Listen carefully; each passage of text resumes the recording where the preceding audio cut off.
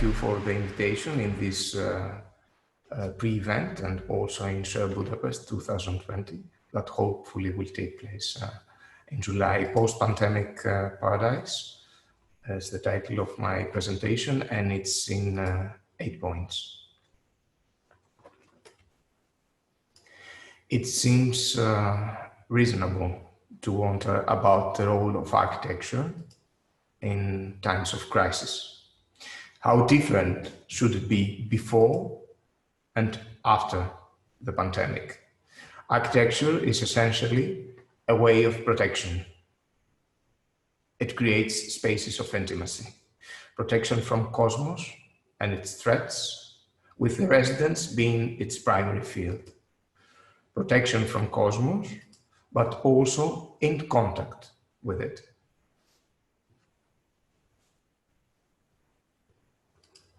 In 2020, end of March, all 5 owners of the residences we have completed enter in confinement. Admittedly, the Greeks paradoxically disciplined themselves in restrictive measures. Residents in Kifisia, on the borders of Athens, hosts 2 small children and the owner, which usually traveled very often, protected under the canopy volume, but also in contact with the yard. Residents in Tilemachos for a currently enclosed family of 4 between 2 sloping walls, but in contact with the opposite hill. Residents in Sikamino, a family of 3 under a green roof with a rhomboid shape, partially buried in the ground. Still open though in its olive grove. Residents in Heraklion, again a protective volume shelter with a hovering couple for all, allowing contact with the sun through the large section of the facade and the hidden outdoor bath. Residents in Megara, probably the most known one, absolutely amidst nature, triangular, designed for enclosure, a paradisiac fortress, inclined green roof, protective walls, magnetic view of the opposite mountain. Escape from the city, perfect for quarantine. 2020, beginning of April. Despite confinement, 100,000 dead worldwide, with the virus spreading within 4 months. 0.013% of the world's population. 430 BC, Athens. Approximately 100,000 dead, but in the same city, among which Pericles, 1/3 of its population. Just 2 years after the completion of the ultimate classic masterpiece. The Parthenon still radiates, but Athens never regains its power. 540 AD, Justinian plague, Constantinople in full swing, 5 to 10,000 dead daily, just 4 years after the completion of the ultimate Byzantine masterpiece. Hagia Sophia operates incessantly, while for 2 centuries until the retreat of the pandemic, the number of deaths is estimated to 25 to 50 million. The Roman Empire never regains its power. 1350 AD, Black Death, climax. 75 to 200 million dead, the population of Florence is reduced by half, of Europe by at least 1/30. From 1336 AD and its outbreak in China, the pandemic claimed the lives of about 25 million people until it reached Europe. To do so, though, it took not 4 months, but 14 years. What we are facing is not new, it's perhaps faster. Pandemics are as old as cities, that is, civilization.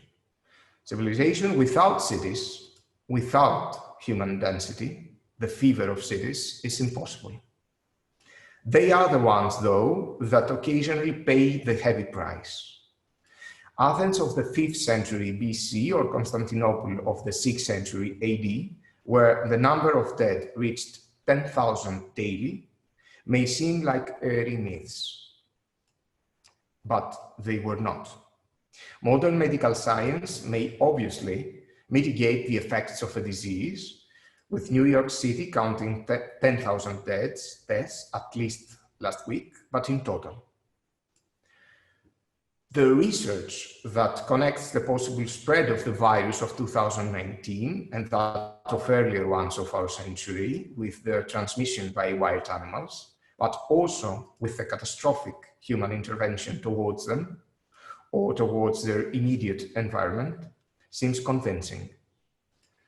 When the forest where the bat sleeps or flies carelessly is deforested, how can it not resort to the adjacent field with the excessive pitches that are supposed to supply global demand? Its saliva on my pitch is an absolutely natural evolution. However, deforestation did not cause the previous pandemics. The forced confinement in an otherwise radiant Athens that had just begun a civil Peloponnesian war, or the overpopulation of Byzantine superpower Constantinople, or the loaded with grain and rats ships of the thriving medieval Genoa also did not cause them. They may have helped them explode, though. Excessive growth has necessarily nurtured its own destruction. We can't have the one without the other, that other that probably makes circles. Cities will change because of the pandemic, simply because of the confinement and restriction of their living content. But cities are exactly that content, not buildings. Urban and architectural design, guided by excessive fear, could slip into a technocratic, overly designed path of excessive control, security, social distancing, hysterical hygiene. It may happen, but it doesn't make sense. It's against the very nature of the city, and it cannot stop the disaster. Contrary now to the city, paradisiac nature. Mass tourism, the temporal, modern lifeline from the overcrowding of precarious cities, is perhaps the most affected human activity at the moment. Along with the world's lockdown enormous hotel complexes, cruise ships are immobilized as well, these irrational, unclosed floating cities, one of the most extreme forms of mass tourism. There are articles that already claim that tourism in Greece will increase sharply after the pandemic, since due to the successful way the country has dealt with it, Greece will be considered one of the safest destinations. But the truth is, no one can be completely safe anywhere unless they are alone. As a result, there is a risk that the design of the resorts will also slip in a direction of complete disintegration of density, of denial of human and built contact, which may equally affect landscapes as mass tourism does. So another direction. After completing 5 residencies, the pandemic found us planning 5 resorts, 3 in Greece and 2 elsewhere in Africa. A hotel in Cyclades in front of a small beach with the development of small-scale cubic rooms according to traditional standards and the feeling of a settlement. The unfolding of common areas towards the sea and the trees is attempted in a freer, more organic way.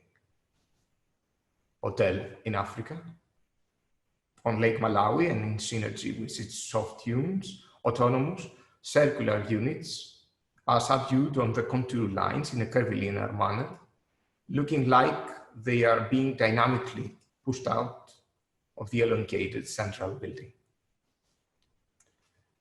Hotel in Cyclades, again, a small complex with dark stone base made of the island stone, on which small, voluminous, simple, playful, unnecessarily white volumes are interlaced, like a sculpted piece of marble.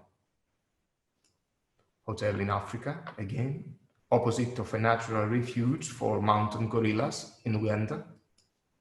Its linear development is trying to deal with the extremely sloping field with economy and adaptability, without destroying it. Last, Hotel in Cyclades, with a linear diagonal growth along an impressive natural ridge of curvilinear rocks. The resort is once again developing as a continuous settlement that seems necessarily contrapuntal to an also linear dugout development of ensuite hospitality spaces.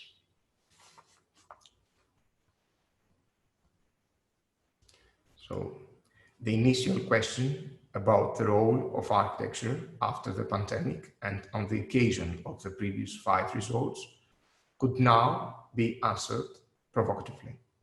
The architecture of hospitality should not be any different from what it should have been, and that usually is not.